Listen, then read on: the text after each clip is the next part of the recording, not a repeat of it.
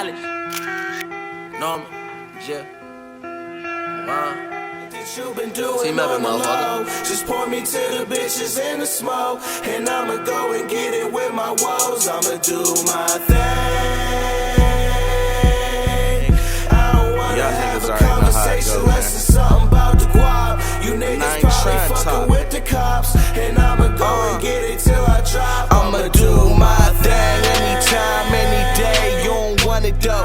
50 niggas with me, but we leaving with 100 hoes. Did your woman really do that? You don't wanna know. I just let her top me off and roll another blunt of dro. You ain't coming close, you looking light years away. Tryna brew it like I do, you drinking light beer today. Wanna follow in my path because I might clear the way. Niggas think I'm for the games, I'm coming right here to play. I'm persistent with this shit and you can test it if you please. You ain't talking about no money, there's an exit, nigga leave. We was flexing down in Texas, getting twisted in the club. Acting reckless, beat my checklist, bitch, I'm lifted off to love. In my city, I'm a pro, you talking great, you gotta mention me. Blowing up and spreading love, I swear that's how it's meant to be. I don't give a fuck about no bitches trying to vent to me, cause they ain't made enough. So who are you? You wanna introduce yourself one time?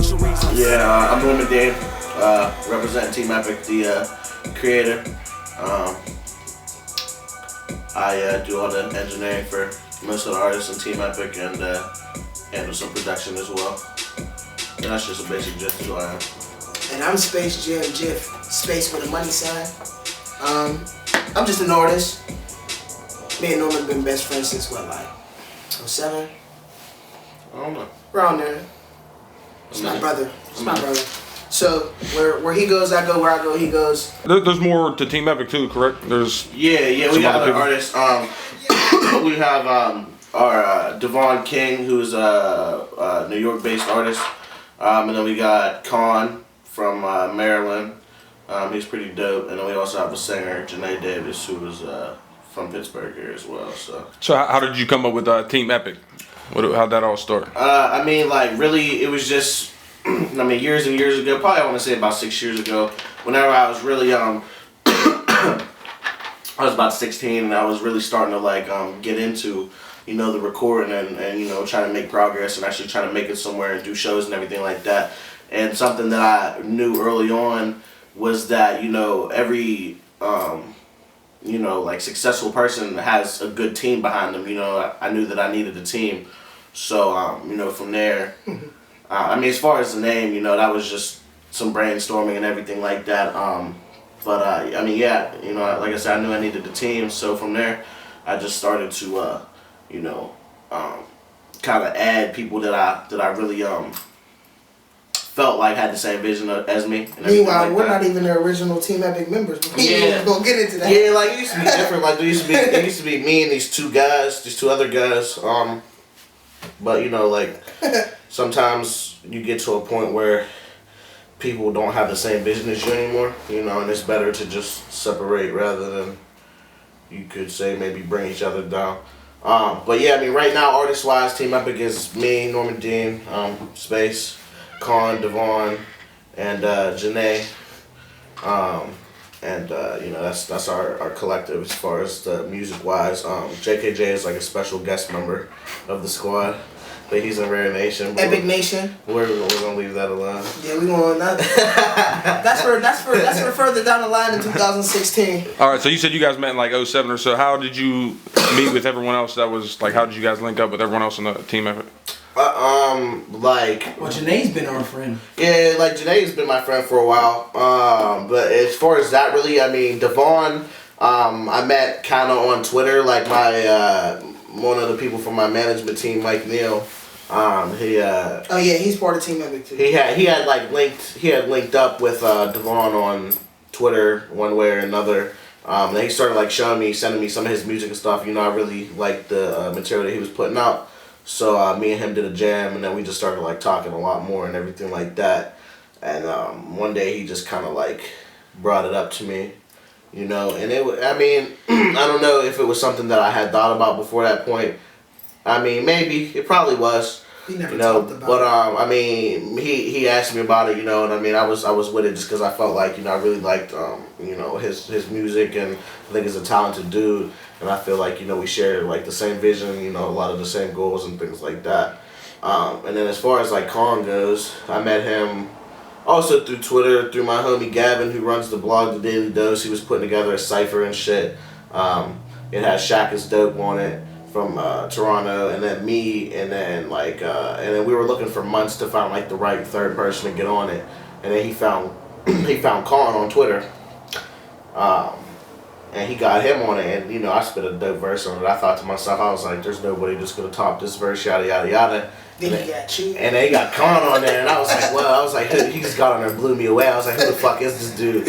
And I was like, I can't be like in competition with this man. You know, I need him to be on my team. You know what I'm saying? So then we like linked up after that and just, you know, talked, and you know, eventually we made that Team Epic connection and everything.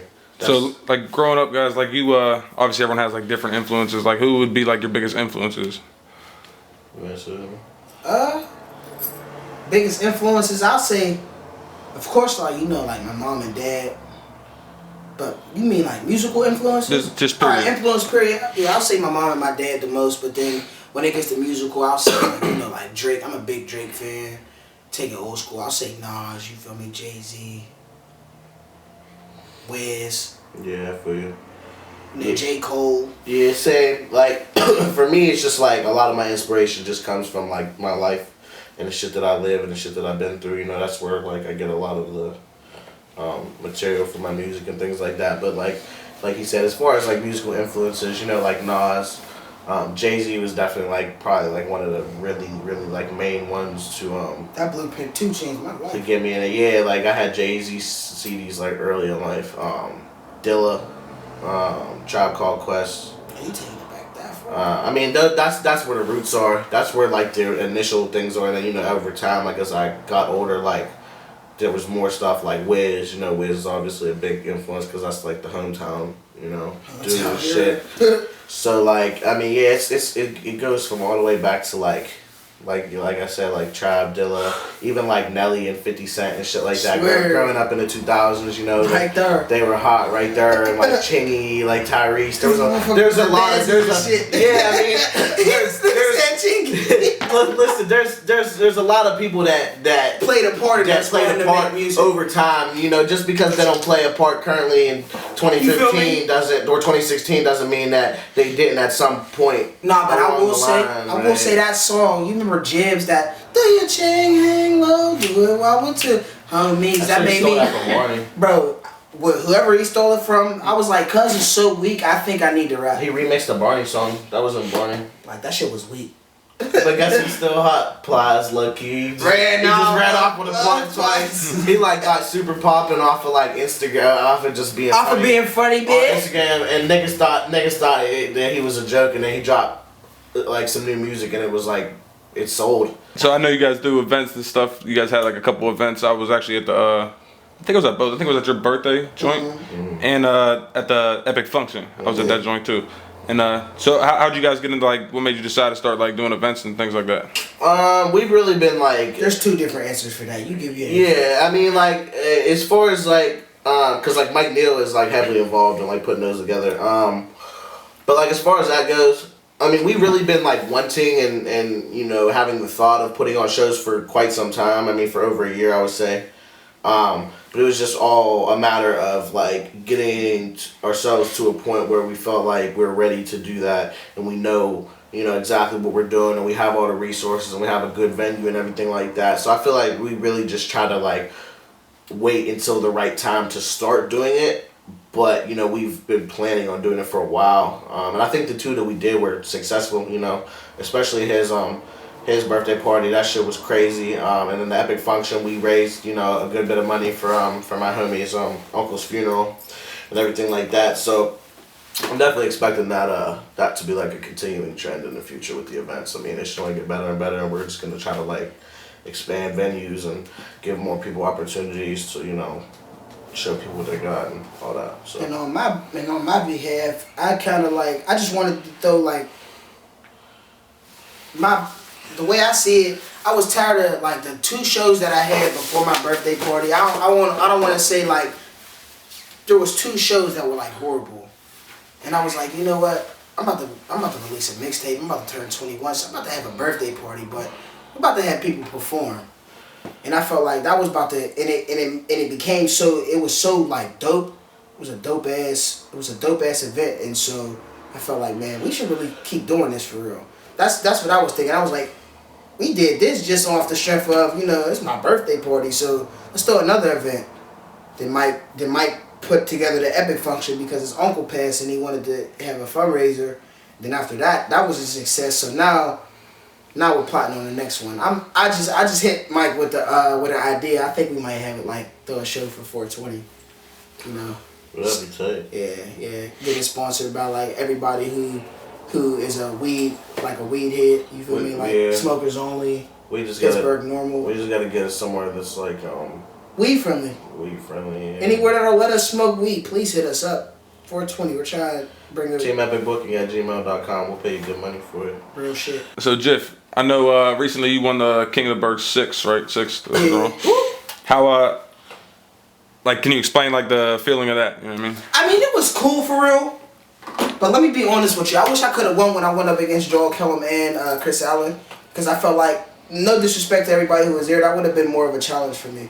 I don't want to sound cocky or anything like I'm better than anybody, but I feel like those 2 particular shows, if I would have won, I would have, you feel me, if I would have won against them, it would have meant a little bit more to me, for the simple fact that Chris Allen, he's dope as fuck. Joel Kellum, he's dope as fuck. He's popping right now. He got the wave right now. So I felt like if I would have came out on top of those 2 dudes, you feel me, it would have, no disrespect to Swoozie and Seymour Banks, but I feel a certain type of way about that, about the fuckery that was going on after the show. After I was announced the winner, I don't like how salty niggas was. Right. I was gonna say, I know I'd seen like, you know, social media was blowing up and shit. Everyone was saying, you know what I mean, it was rigged, whatever. I mean, I'll say this: whoever thinks it was rigged, fuck you, for real. Don't. For real. Because if you said that it was rigged, I feel like you're hating on me. I feel like you're down talking me like I didn't deserve it, for real. I only won by 2 points, so there was something that I did better than the other 2. Right. So you can't get mad at that. It's not like I blew you out by a landslide. Nigga, I won by 2 points, so why the fuck are you mad, for real? And then for everybody to get on Facebook and talk all that dog shit, for real. I'm not the type of nigga that hate on people. Hey, Joel Kellum beat me. Motherfucker, I got a song with him. Chris Allen beat me. I got on a song with him. You feel me? I didn't get on Twitter and get on Facebook and talk shit about them niggas. I congratulated them and did work with them. Right. And those 2 songs on my mixtape, THC and what's the song called with Chris Allen? Up and Ballin', Up in Money Size. Them two of the best songs I feel like in 2015. And I'm not just saying that because they're my songs, but them niggas are hard. I can say so much about this topic, but I don't want to start no trouble. But I even told Cuz, like, yo, I fuck with you, bro. Yeah, before I even went on stage, he got off the stage. I said, I feel like, bro, it's going to be tight. If you don't win, I'm going to win. And if I don't win, you're going to win.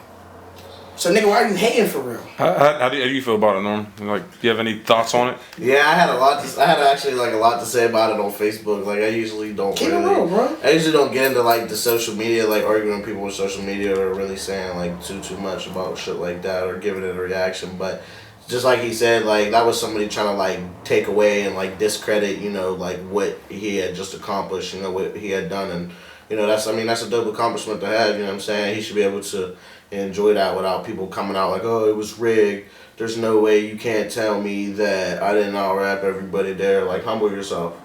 You know what I'm saying? I mean, it wasn't a rap. It wasn't an acapella competition. It wasn't an acapella competition. It wasn't a competition for punchlines. It was the best performance. Who got the crowd most into it? You know what I'm saying? Like, people lost sight of what it was really about. You know what I'm saying? And dudes were just hating. And still to this day, Swoozie, if you want to do a song, bro, holla at me. I was just about to say #fuck Swoozie.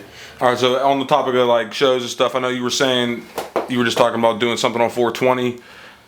Any other shows you guys got planned? Like you guys plan on doing? I got a show March 10th at the Smiling Moose. I think open up for somebody who don't nobody know. Yeah, that's Mick Jenkins. I think I don't know. Fuck is Mick Jenkins? I got a show on March 5th. It's at Boom Concepts on Penn Ave. It's the Keystone Showcase, which is being thrown by Live Now, the clothing brand. It's just like 4 Pittsburgh artists and 4 Philly artists kind of going at it, kind of neck to neck. It's me, Tyree, Joel, Kellum, and Primavera Villas versus 4 Philly artists who I don't know yet. February 27th. And then February 27th, we got the Moolah Gang show. Excuse me, somebody's knocking at the door. Clientele people. Yeah, we got Moolah Gang, the Moolah Gang show, Cash Cow. Shout out to my homie Power Express, man. That's gonna be fucking crazy. Yeah, definitely come out to that. That's also gonna be at Boom Concepts. Moolah Gang, Cash Cows, be there. And then March 15th through the 20th, we'll be down in Austin, Texas, doing South by Southwest. You know what I'm saying? So there's really no telling on how many showcases that we're all gonna be on down there so far. So that's pretty much what we're looking at as far as our upcoming shows here. Any other music? You guys got music coming out? I know actually like right before I got here, Jiff, you like sent me a link to a song you just put on SoundCloud. Any other music y'all just put I just dropped a song called Tell the Truth. And I'm actually dropping an EP called King Space for the simple fact I wasn't gonna do it. My manager told me, since everybody was hating, like all of that stuff with the after I won the King of the Bird competition. He said, well, bro, since everybody's hating, I feel like you should just drop an EP called King Space talking your shit about it. So that's what I'm doing. I'm going to drop an 8-song EP straight talking my shit about everything that I don't like about what happened after that show. And that's solely what the mixtape is about. Me just addressing everything that happened and me talking my shit in my own way, for real. So King Space EP, I'm not going to give it a date. It's just going to come out before the next King of the Bird while I'm actually still the King of the Bird, you feel me? So I'm going to just randomly drop it. I ain't going to give it a day. I'm going to just one day wake up once all the songs are done to call Norm, tell him to put them on get them in order for me, and we just going to drop it. And then, My Brother's Keeper coming sometime this year. That's our collab tape. Yeah. And, I'm dropping music like every week. So you could just tune into my Twitter and SoundCloud, shit like that. But as far as projects go, like he said, we got My Brother's Keeper, our collab project coming sometime this year. Me and JKJ just dropped a project called 5 as an EP, 5 tracks. That's on my SoundCloud too. And I'm working on let's see here. I got a collab project with AP from Most Girl coming this year. Collab project with Power Express from Moolah Gang. And I'm doing a project produced entirely by my homie Chris Streamer too.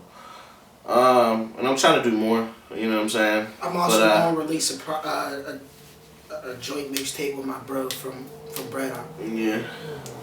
But yeah, one of my hood niggas, I'm gonna get him plugged in our lane, and I'm gonna get plugged in their lane. Because that backpack and that trap. Backpack. Yeah. Oh, and Backpack Trap is coming 2016 too. Y'all know about that yet. So y'all got any bars y'all can spit? Share some bars with us? Ooh, put me on the spot. Cut.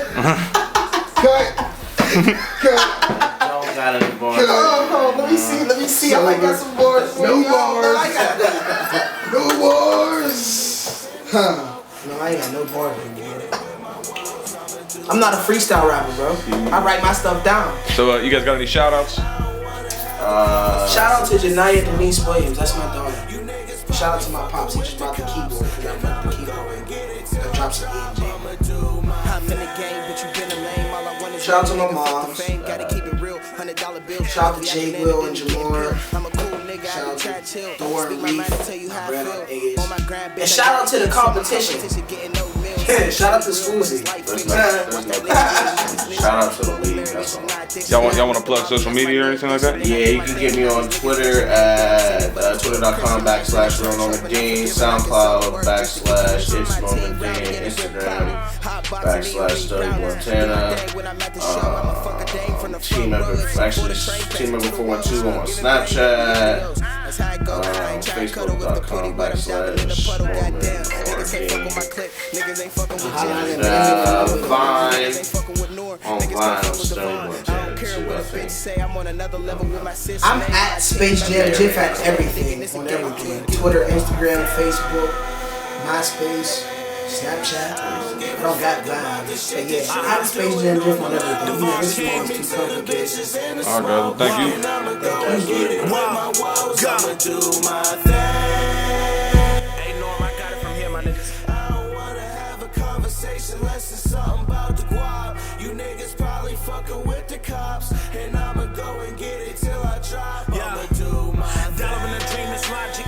I need my profit, narcotics. Kill my practice and bondage. Niggas killed over nonsense with double parking for the Jake blowing chronic. Red and blue, but them crews ain't patriotic. It's idiotic how she get chaotic. Niggas dive against and things are symbolic. Try to do the right thing. We don't be like ready and right. Ain't Mr. Commissioner, tell your officer chill now. It ain't going down. Ain't no Mike Browns on the side of town. Trying to somebody shooting back, dressed in all black. Yellow, roger that. This is preparation. I need my reparations. I know my niggas feel that. Woo!